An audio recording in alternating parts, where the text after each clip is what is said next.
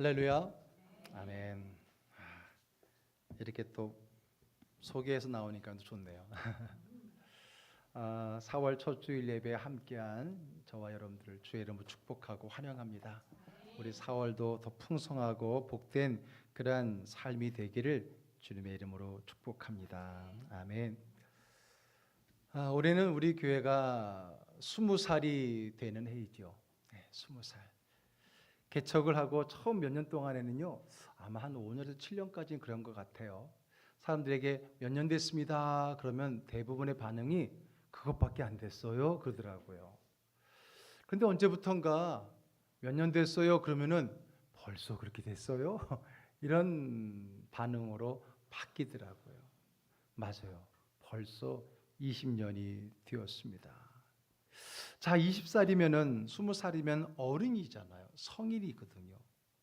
전에는 부모의 동의를 얻어야만 할 수 있는 일들도 이제는 부모의 동의 없이도 할 수 있고 스스로 책임질 나이가 된 겁니다.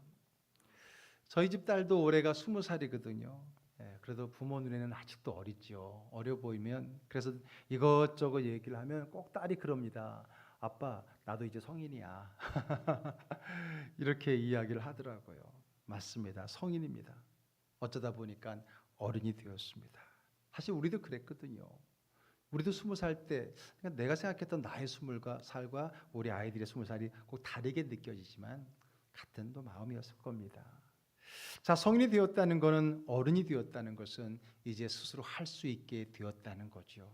그리고 스스로 책임질 수 있게 될 날이 된 겁니다. 그래서 홀로서기라 그러죠. 홀로서기. 혼자서도 잘할 수 있는 그러한 나이가 된 겁니다.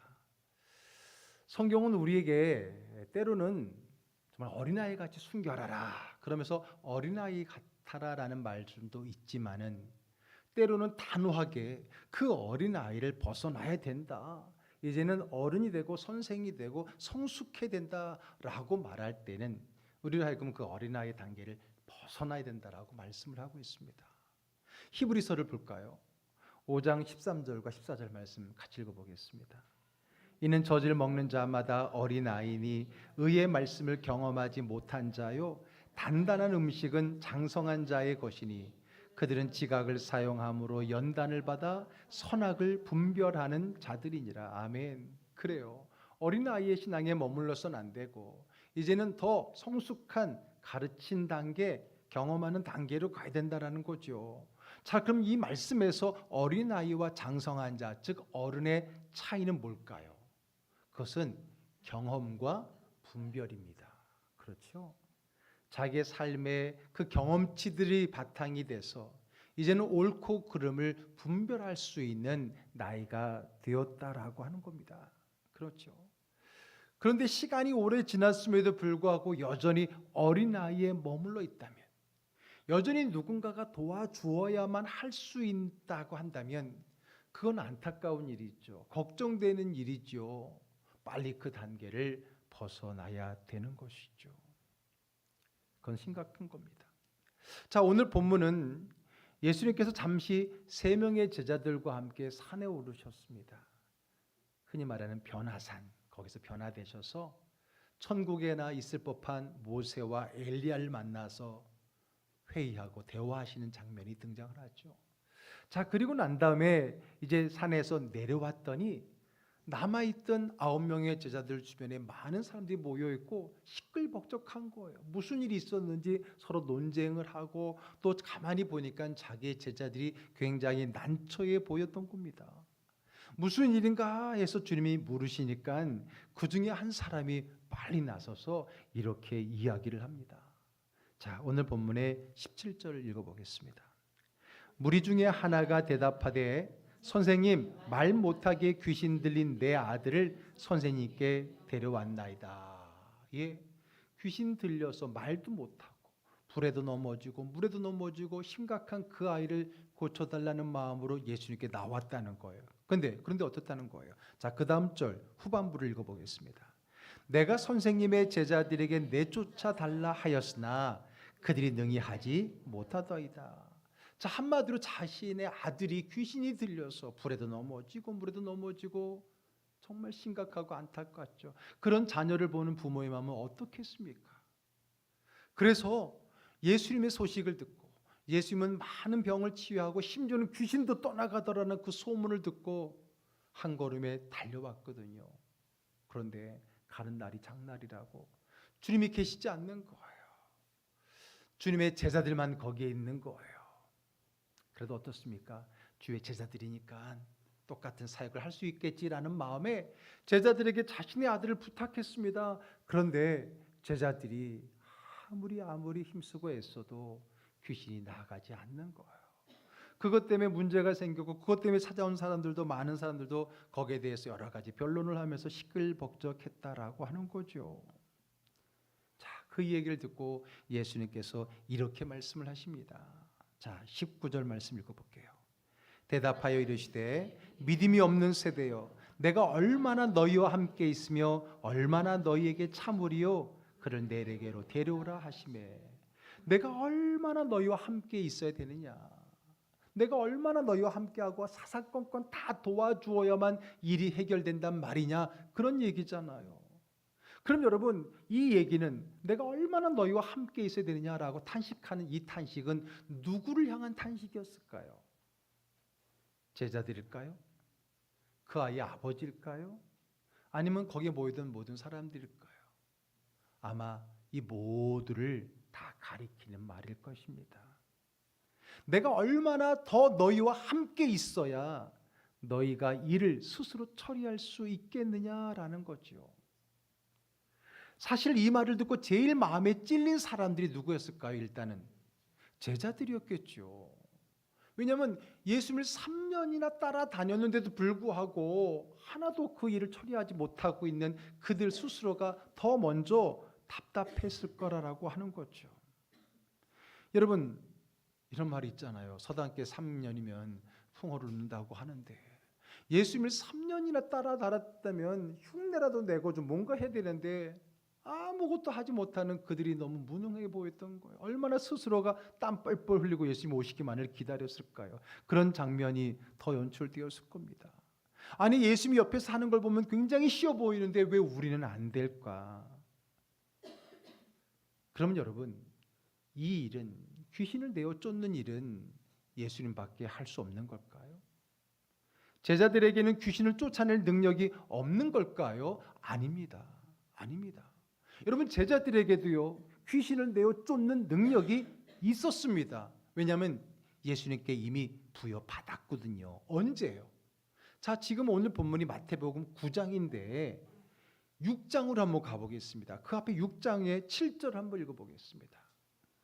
12제자를 부르사 둘씩 보내시며 더러운 귀신을 제어하는 권능을 주시고. 예, 이미 예수님께서요 제자들을 실습 겸 전도 실습을 보냈어요. 둘씩 짝을 지어서 마을로 보냈거든요.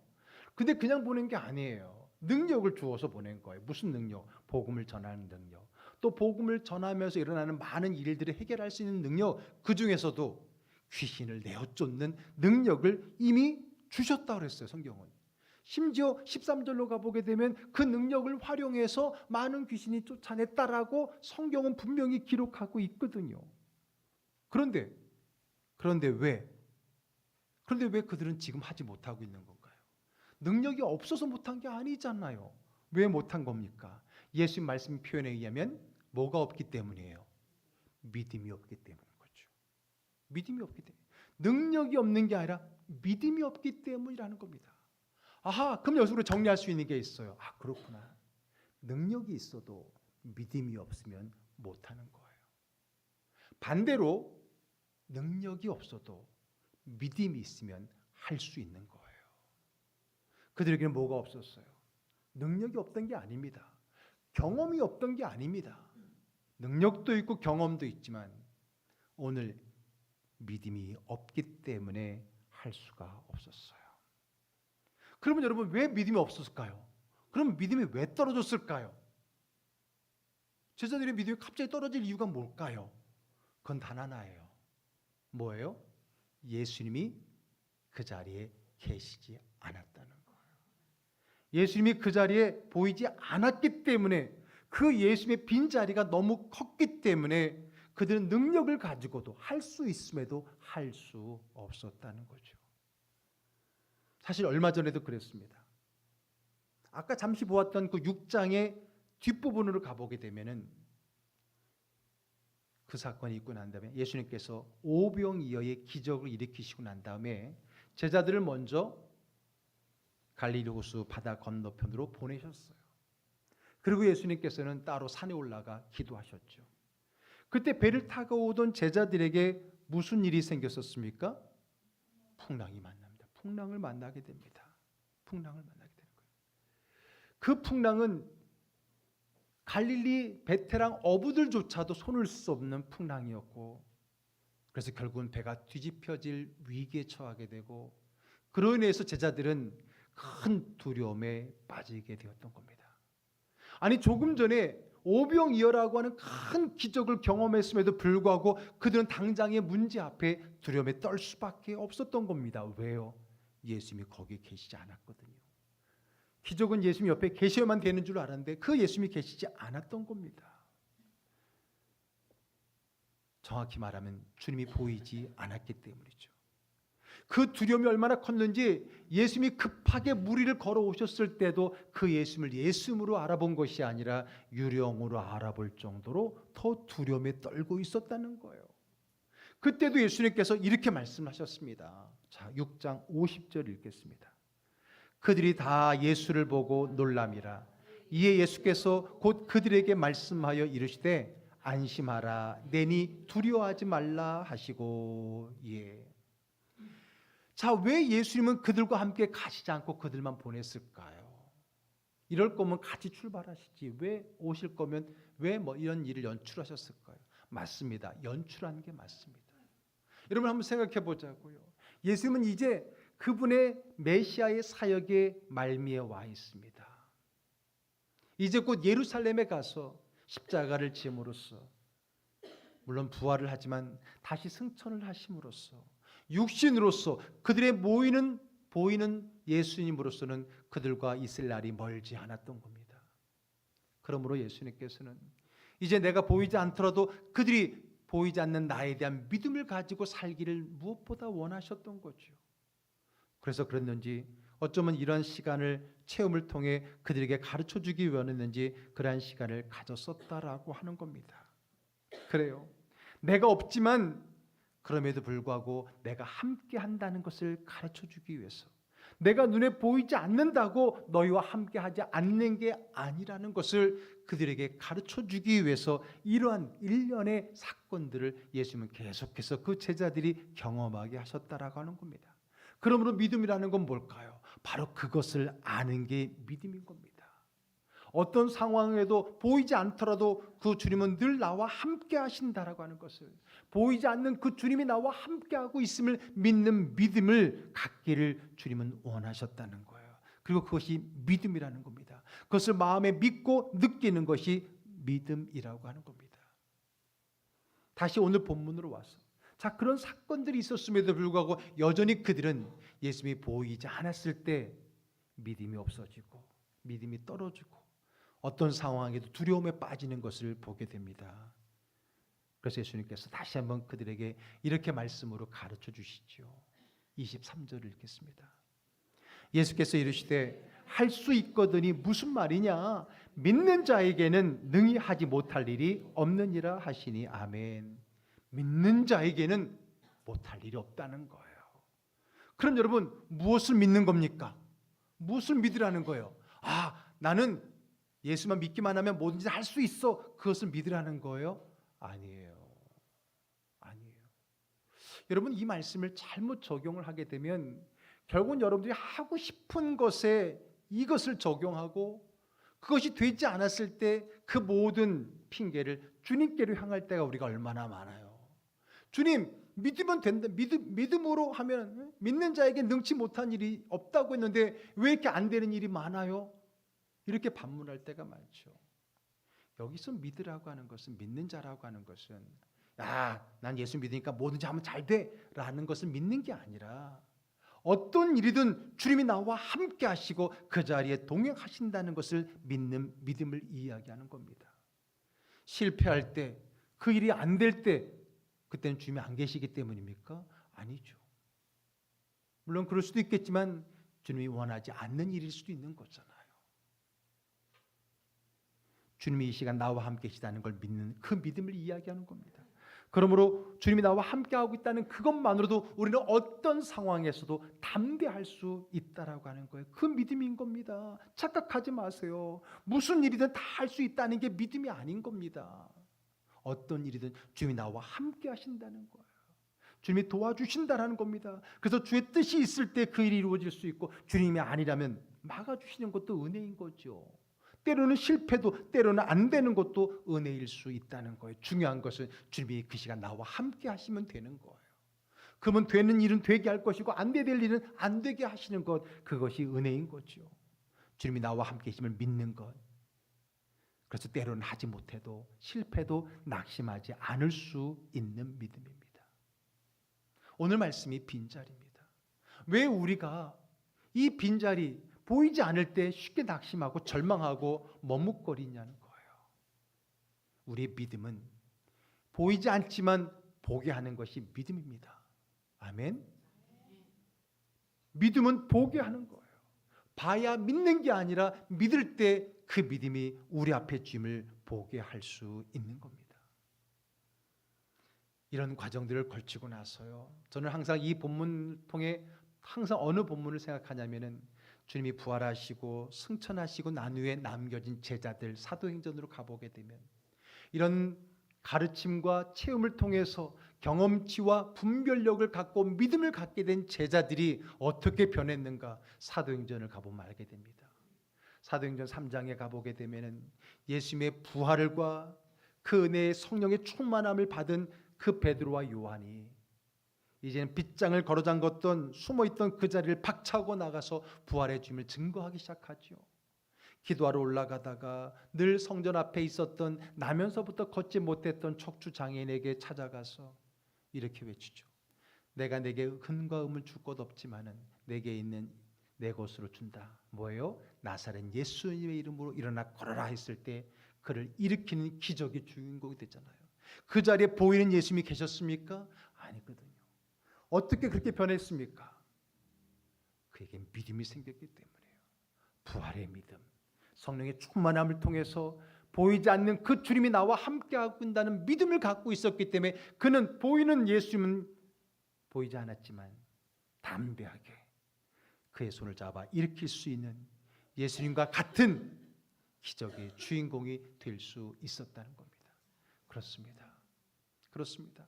이렇게 낙심하고 불평 많고 믿음 없었던 제자들이 훗날 사도행전의 주인공이 되었고 그들이 이 세상을 복음으로 물들일 수가 있었던 것입니다. 그 빈자리, 그 빈자리 때문에 우리는 두려워하기도 하고 믿음 없음으로 넘어지기도 하지만, 그러나 이제 우리의 믿음은 그 빈자리 속에 계시는 주님을 볼 수 있는 믿음의 성도가 되될 겁니다. 그것이 바로 어른입니다. 그게 바로 성숙한 신앙인의 모습인 겁니다. 보이지 않더라도, 혼자 있더라도 혼자가 아니라는 것을, 주님이 나와 함께 하신다는 그 믿음을 가지고 그 자리에 맡겨진 그 일을 감당해내는 것, 그것이 성숙한 성도의 모습이어야 됩니다. 이번 달에는 앞에서도 광고했듯이 제가 처음으로 20년 만에 안식년이라는 시간을 갖는 그러한 달입니다. 그래서 여러분 짐작을 하셨겠지만 이번 달 주제가 바로 어쩌다 어른이고요. 첫째 주는 빈자리고, 보니까 두 번째 주, 세 번째 주는 외부 목사님이 오시니까 낯섦이라고 해놓고, 마지막 주는 또 소중함. 이제는 여러분 다 읽히죠? 목사님 뭘 얘기하고 싶어 하는지. 이제는 저를 다 꿰고 계시죠? 그래요. 제가 그래서 없는 그 순간 정말 우리의 진정한, 우리의 건강과 우리의 영적 성숙과 우리의 그 자리를 한번 확인할 수 있는 그런 기회가 아닌가 생각됩니다. 오늘 아침 여러분 깨기도 전에 문자가 하나 온 걸 보셨죠? 어떤 분들도 일찍 깨셨더라고요. 보내자마자 바로 답장 오신 분도 있긴 하던데. 오늘 여러분들 앞에 여러분들에게 문자로 목회 서신 편지 하나를 보냈습니다. 80세 이상 어르신한테는 안 보냈습니다. 어차피 핸드폰을 잘 못 보시기 때문에. 그래서 오늘 오실 때 주보함에 봉투 하나가 들어있었죠. 예, 거기에 직접 편지, 서신을 넣어드렸습니다. 아마 어르신들은 그걸로 읽는 게 더 나을 것 같아서 보내드렸는데, 이 시간에 제가 그 서신을 이제는 저희 음성으로 한번 읽어보도록 하겠습니다. 샬롬, 사랑하는 즐거운 가족 여러분, 여러분의 담임 목사 김병곤입니다. 즐거운 교회가 설립된 지도 벌써 20년이 되었네요. 30대에 파릇했던, 정말 파릇했었습니다. 저는 어느덧 중년이 되어 있지 뭡니까? 지난 20년은 정말 하나님의 은혜가 아니고는 설명할 수 없는 시간이었습니다. 하나님의 교회는 그냥 세워지는 것이 아니라는 것을 몸소 체험할 수 있었답니다. 기쁘고 즐겁고 행복하다가도 때로는 슬프고 힘들고 낙심될 때도 많았지요. 그럴 때마다 하나님은 항상 새롭게 저를 위로하시고 새 힘을 주셨는데, 그 위로 중에는 바로 여러분들이 있었답니다. 현재 함께 신앙생활하는 여러분들을 포함해서 지난 20년간 우리 교회에 등록하고 단 한 주라도 나오셨던 분들이 자그마치 400명이 넘습니다. 정확하게 422명입니다. 그 한 분 한 분이 다 저에겐 사역이었고 사랑이었고 사연이었습니다. 목회자의 기쁨은 한 영혼이 주님을 만나게 될 때, 영적으로 성장하게 될 때, 문제를 잘 극복하고 이겨낼 때, 그리고 주님 안에서 행복하게 될 때입니다. 그리고 그 기쁨은 고스란히 주님의 기쁨이기도 하겠죠. 저는 처음 개척을 할 때부터 한 영혼의 소중함을 알았습니다. 이곳에 와서 예배를 드리고 부족한 저의 설교를 들어주시는 여러분들의 귀함을 알았습니다. 그러기에 여러분을 사랑하고 섬기고 축복하는 것이 저의 목회입니다. 우리 안에 들어와 있는 양들을 위해 목숨까지 거는 것이 목양임을 선한 목자이신 예수님을 통해 배웠습니다. 부족한 저를 목자로 인정해 주고 믿고 따라와 주신 여러분들을 사랑합니다. 이게 배경 반주가 있으면 더 좋을 것 같은데 이 편지 은혜 받고 있는 이라고 제가 미리 말씀 못 드렸어요. 일꾼은 열매로 평가받는다고 하는데, 여러분이 바로 제 목회의 열매요, 주님 앞에서의 자랑입니다. 그런 여러분들을 위해 모든 것을 아낌없이 내어주고 싶은 것이 저의 마음입니다. 그러나 때론 저의 부족함에 속상할 때도 많았습니다. 혹 초심을 잃은 건 아닌지, 영성이 고갈된 건 아닌지, 배움에 게으른 건 아닌지, 과거에 묶여 있는 건 아닌지, 익숙함에 나태해진 건 아닌지, 지친 건 아닌지. 엘리야 선지자는 사역의 정점에서 지쳐 있었습니다. 우상 선지자 850명과 싸워 이겼음에도 마음이 힘들었습니다. 그래서 무작정 광야로 들어갔습니다. 그곳에서 하나님은 그를 쉬게 하시고 먹이시며 그를 어루만져 주셨습니다. 엘리야는 거기서 힘을 얻고 재충전하여 마지막 더 큰 사역을 감당했을 뿐만 아니라 자기 뒤를 이을 위대한 선지자 엘리사를 세우게 됩니다. 예수님께서도 십자가를 앞두고 마음이 힘들어 겟세마네 동산으로 들어가셨습니다. 그곳에서 눈물이 피가 되도록 기도하셨습니다. 그리고 결국 십자가의 승리를 이루셨습니다. 그리고 그의 제자들은 세상을 복음으로 물들였습니다. 저와 아내도 20년 만에 잠시 쉼과 재충전의 시간을 가지려고 합니다. 사실 지금이 쉴 때인가 라며 계속 스스로 묻고 또 묻기를 반복했었습니다. 그럴 때마다 주님께서 제 마음에 주시는 말씀은 쉼도 사역이라는 것입니다. 저를 위해서만이 아니라 성도들을 위해서도 교회를 위해서도 필요하다는 것입니다. 그래도 이것은 혼자서만 결정할 일이 아니었습니다. 성도들의 동의가 필요했었습니다. 그런데 여러분들은 기꺼이 흔쾌히 허락해 주셨습니다. 솔직히 그때 저는 이미 마음에 충분한 쉼과 재충전을 얻었다고 생각합니다. 이렇게 목회자를 사랑해주고 섬겨주고 이해해주는 성도들이 또 어디 있단 말입니까? 늘 주변 목사님들에게 자랑하는데 저는 정말 행복한 목사입니다. 잠시 쉬는 동안 저나 여러분이나 다 빈자리를 느끼게 될 것입니다. 그리고 그 느낌은 서로의 소중함을 다시 한번 확인하는 시간이 될 것입니다. 때론 이런 생각도 들었습니다. 내가 없는 동안 다 흩어지면 어떡하지? 어렵게 쌓아 올린 거 다시 무너지면 어떡하지? 그러나 그것조차도 내려놓아야 했습니다. 아니, 그건 저의 정말 믿음 없는 생각이었습니다. 우리 즐거운 교회는 어엿한 20살 어른입니다. 여전히 어린아이인 것 같아 걱정했는데 혼자서도 잘 해내는 자녀들을 보고 기특해하지 않았습니까? 제 딸이 그랬습니다. 올해부터 혼자 자취를 시작하는데 부모로서 걱정 많이 했거든요. 그런데 씩씩하게 혼자 밥도 잘 해먹고요, 도시락도 싸간답니다. 괜한 걱정이었죠. 제 딸도 20살이거든요. 어쩌면, 아니 분명히 이번 안식년의 쉼과 재충전은 저희 부부만이 아니라 여러분에게도 유익한 기간이 될 것입니다. 벌써 여러분이 이 자리가, 이 예배가 그리워질 것 같습니다. 그리고 그 그리움은 즐거운 교회의 더 견고한 하나됨의 밑거름이 될 것입니다. 하나님은 저에게 한 교회를 허락하셨습니다. 그 교회가 바로 여러분입니다. 여러분으로 인해 지난 20년간 너무 행복했습니다. 사랑합니다. 축복합니다. 그리고 더 그립습니다. 2024년 4월 7일 주일 아침에 여러분의 즐거운 목자 김병곤 드립니다.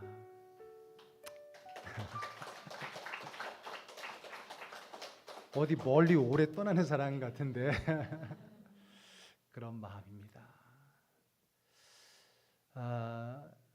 정말 이 짧은 편지 안에 과연 저의 마음이 얼마나 담겼을까 생각하지만은 정말 여러분을 향한, 또 우리 교회를 향한 저의 마음은 어쩌면 이 지면의 글로 다 표현할 수 없을 정도로 참 크다 생각합니다. 정말 우리 주님 앞에 섰을 때에 저에게 주어진 그 열매가 편지에도 밝히듯이 여러분인 것은 저의 자랑입니다. 그리고 주님의 칭찬이 될 줄 저는 분명히 믿습니다. 그런 마음으로